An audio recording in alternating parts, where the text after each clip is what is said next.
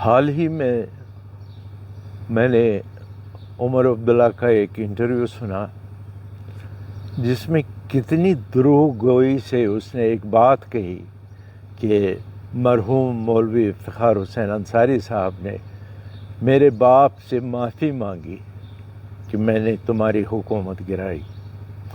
پہلے میں اس بچے کو یہ کہنا چاہتا ہوں، جمعہ تمہیں 8 دن ہو گئے سیاست میں آئے ہوئے، تم اور تمہارا باپ شاید 1996 بھول گیا جب تم لوگ لندن میں عیش و آرام کرتے تھے اور یہاں کشمیر جل رہا تھا۔ اس وقت کے پرائم منسٹر شری نرسمہا راؤ نے مولانا افتخار صاحب کو آفر دی تھی کہ آپ کچھ بھی کیجئے، کیسا بھی کیجئے، نام کا الیکشن کرائیے، ہم آپ کو وزیر اعلیٰ بنائیں گے۔ لیکن افتخار صاحب نے اس وقت نرسمہا راؤ جی کو کہا کہ نہیں، فاروق عبداللہ کے بغیر یہ ممکن نہیں ہو سکتا ہے، اور پھر فاروق عبداللہ کو لندن سے یہاں لانے میں ایک خصوصی کردار ادا کیا مرحوم مولوی افتخار حسین انصاری صاحب نے، اور فاروق کو اس وقت کہا اگر فاروق کو ایمان ہوگا وہ سچ بتائے گا، تمہیں سمجھائے گا۔ جب ہم نے اس کو 1996 میں لندن سے لایا تو ہم نے اس کو کہا اس وقت گورنمنٹ آف انڈیا تیار ہے ہمیں کچھ دینے کے لیے، تم انٹرنل اٹانومی مانگو اور ان کے ساتھ نیگوسیشن کرو، اور حریت والے بھی اس وقت تیار تھے سپورٹ کرنے کے لیے۔ فاروق عبداللہ کو ایسا لگا کہ یہ اڑتا ہوا پنچھی آ گیا جو میرے سر پر بیٹھے گا، وہ آیا، اس نے کرسی لے لی، لیکن انٹرنل اٹانومی کی بات کی نہیں۔ اور یہ پھر فاروق عبداللہ نے ایک دن مولوی صاحب کو شکریہ کہا کہ تم نے مجھے پھر سے اقتدار میں لایا، اور وہی مولوی صاحب اس کو معافی مانگتے۔ بیوقوف آدمی، تم کب سیاست میں آ گئے؟ جمعہ 8 دن ہو گئے، فاروق کے زمانے میں تمہارا وجود ہی نہیں تھا، تم تو عیش کر رہے تھے، کبھی منسٹری میں، کبھی کچھ میں، کبھی دلی میں، کبھی لندن میں، کبھی اپنی بیگم کے ساتھ، کبھی واقعی عورتوں کے ساتھ تو عیش و آرام کر رہا تھا۔ تمہیں کیا پتہ سیاست کیا تھا؟ تمہیں کیا پتہ یہاں قتل عام کس نے کرایا؟ اور تم اس وقت بات کرتے ہو کہ معافی تو سوال ہی پیدا نہیں۔ ہم نے تمہارے دادا کو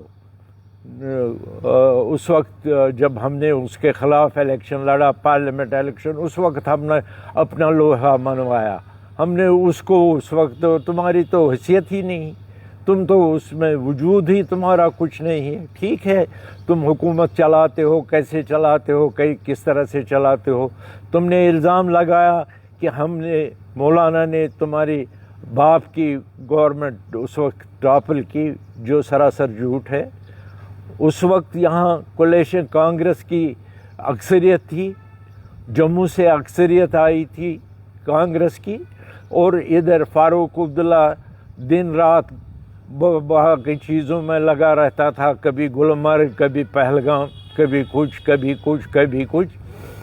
تو اس وقت سینٹرل گورنمنٹ نے ایک فیصلہ لیا مرحوم غلام محمد شاہ صاحب کے ساتھ، غلام محمد شاہ صاحب کو سپورٹ دیا تم لوگوں نے، تمہارے نیشنل کانفرنس کے ایم ایل اے نے جو اس کے ساتھ مل گئے، تو انہوں نے کانگریس سے سپورٹ مانگا، کانگریس نے اس وقت ان کو سپورٹ دیا تو وہ چیف منسٹر بنے۔ اس میں گرانے نہ گرانے کی کیا بات تھی؟ تمہارا باپ اس قابل تھا ہی نہیں، کیوں اس کی حکومت گری؟ کیونکہ اس کو اپنے ایم ایل اے پر گرفت ہی نہیں تھی۔ اور سب سے بڑی بات جو آج عجیب لگتا ہے، مجھے بہت سارے راز پتہ ہے، کیونکہ میں ہمیشہ ساتھ رہا ہوں، دیکھا ہے کیسا ہے، کس طرح سے اتار چڑھاؤ کشمیر کے دیکھے ہیں میں نے۔ یہ جو آج بہت باتیں کرتا ہے اپنے یہ اس کے بارے میں، آپ کا پارلیمنٹ ممبر ہے چودھری رمضان صاحب، وہ قرآن شریف پر ہاتھ رکھ کر قسم کھائے، جب اس کے گھر گئے پیر غلام محمد حسین جو اس وقت NC کا ہی ممبر ہے، جب اس کے ساتھ negotiation on behalf of late Ghulam Muhammad شاہ ہوئی کہ بھئی آپ بھی آ جاؤ غلام محمد شاہ صاحب کے ساتھ جوائن کرو، تو آپ نے ڈیمانڈ نہیں کی مجھے ریونیو منسٹر بناؤ. تعطل بڑھ گیا. اس کے بیچ میں ہی پھر فاروق راجو اکاڑ ہو گیا اور غلام محمد شاہ صاحب کی حکومت گر گئی. اتنا جھوٹ بولو کہ لوگوں کو کچھ تو پتہ چلے کس حقیقت کیا ہے.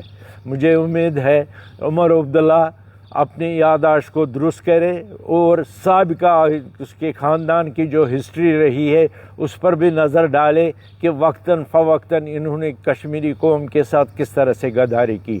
میں بہت افسوس کے ساتھ کہتا ہوں ایسے لونڈوں کے ہاتھ یہاں کی حکومت ہاتھ میں آ گئی جن کو ابھی سیاست کا بھی پتہ نہیں ہے. باپ اس کا کیوں نہیں بولتا ہے؟ اس کو تو سب پتہ ہے کیسے اس کو چیف منسٹر بنایا، اور چیف منسٹر بنانے میں سب سے بڑا ہاتھ مولوی مرحوم کا تھا جو فاروق عبداللہ کو 1996 میں پھر سے اقتدار میں لایا. اس وقت آج یہ جو چلا رہا ہے 307 اور سٹیٹ ہوڈ، اس وقت تو انٹرنل اٹامی کی بات تھی. وہ تو آرام سے سینٹرل گورنمنٹ تو دینے کے لیے نرسمہا راؤ تیار تھا. فاروق عبداللہ نے لی نہیں لی، اس کو کرسی چاہیے تھے. آپ لوگوں کو ہمیشہ اقتدار کی لالچ تھی.